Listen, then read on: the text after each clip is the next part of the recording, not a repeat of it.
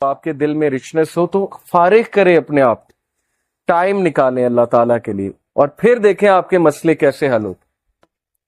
کئی لوگ سے میں نے سنا ہے، ایک بھائی بہت مشکل سے گزر رہے تھے، 2 سال پہلے کا واقعہ ہے، اور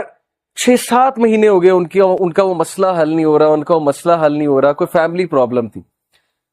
اور ایک دن مجھے ملے and he was so happy، اور انہوں نے مجھے ایک سینٹینس کہا جو میں کبھی نہیں بھولوں گا۔ انہوں نے کہا کہ علی بھائی all it took was one تہجد، that's it، لیکن 6 مہینے مجھے کبھی ٹائم نہیں ملا،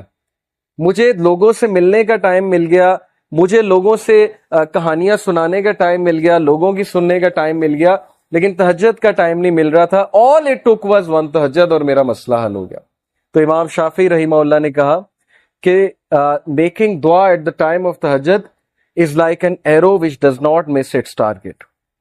تو باقی یہ کہ اللہ دعا آپ کریں اور نہ ملے یہ ایک الگ بات ہے، ظاہر ہے اللہ تعالیٰ وہی دیں گے جو بہتر ہے، لیکن یہ سینٹینس یاد رکھنے والا ہے کہ all it took was one تہجد۔ تو اپنے آپ کو فارغ کریں، ٹائم نکالیں اللہ تعالیٰ کے لیے، یہ آپ کے ہی لیے بہتر ہے۔ اور پھر یہ حدیث، انس بن مالک reported the messenger of Allah صلی اللہ علیہ وسلم said، Allah Almighty said، حدیث قدسی ہے، O son of Adam, if you call upon me and place your hope in me,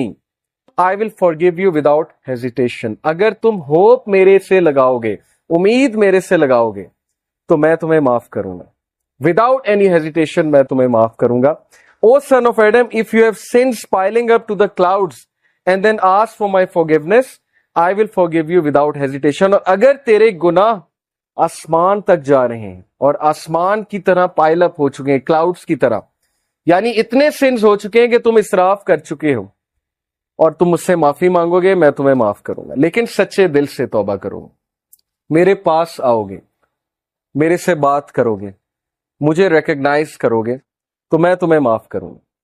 تو کویسچن یہ ہے کہ کیا ہمارے ہوپس اللہ تعالیٰ سے لگے ہیں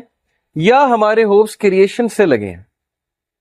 میں یوتھ سے بات کر رہا ہوں، میں حیران ہوں کہ ہم ایک انسان کے لیے راتیں جاگ لیتے ہیں، ہم اس کے لیے اپنے ڈیسیجن چینج کر لیتے ہیں، کیریئر کے جو ہماری لائن ہے اس کو چینج کر دیتے ہیں ایک انسان کو پانے کے لیے، ایک انسان کے پیچھے دوڑتے ہیں، اور بعد میں ہمیں کوئی خاص فائدہ بھی نہیں ملتا، بعد میں ہمیں جو ہے وہ ریگریٹ ہوتا ہے کہ میں نے اتنا کچھ کیا اور آگے سے ریزلٹ جو ہے وہ کچھ بھی نہیں ہے۔ تو یہ ہیں وہ مثالیں جو اللہ تعالیٰ ہمیں قرآن مجید میں بتا رہے ہیں، حدیث میں بتا رہے ہیں کہ تم میرے سے امید لگاؤ، تم میرے پاس آؤ، تم میرے سے مانگو، پھر دیکھو کہ تمہارا مسئلہ حل ہوتا ہے کہ نہیں ہوتا ہے۔ اور امید لگانے کے حوالے سے ابن تیمیہ رحمہ اللہ لکھتے ہیں، ان کی ایک کتاب ہے kalamullah.com پہ آپ جائیں تو وہاں پر ایک کتاب ہے ابن تیمیہ کی،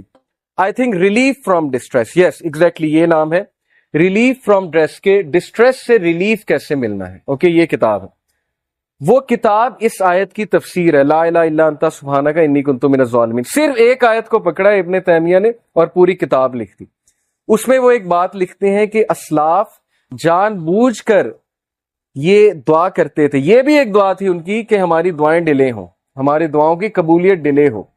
اب یہ ہمارے لیے، ہم جیسے لوگوں کے لیے جو دنیا میں بہت ڈوبے ہیں، بڑی عجیب بات ہے۔ ہم تو چاہتے ہیں یوں دعا قبول ہو، میں اللہ سے مانگوں اور چیز میرے سامنے ہو، چاہے وہ میرے لیے بہتر ہے یا نہیں ہے۔ اسلاف کہتے تھے کہ ہم جان بوجھ کے وش کرتے تھے کہ دعائیں ڈیلے ہوں،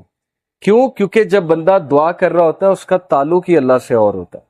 تو وہ اس تعلق کو انجوائے کرتے تھے کہ ہم تکلیف میں ہیں، ہم کسی ڈسٹریس میں ہیں، بس ہم دعائیں کیے جائیں، تو یہ تعلق انہیں بہت لطف دیتا تھا۔ یہ ایک بہت ہائی لیول کی بات ہے۔ بتانا میں آپ کو یہ چاہ رہا ہوں کہ دیکھیں مصیبتیں آتی ہیں، مشکلیں آتی ہیں، انسان پر بہت سے فیزز آتے ہیں، اور اس فیز میں اگر اللہ سے آپ کنیکٹ کر جائیں تو یہ آپ کے لیے خیر ہی خیر ہے، اور اس فیز میں اگر اللہ سے دور ہو جائیں تو پھر یہ شر ہے بہت۔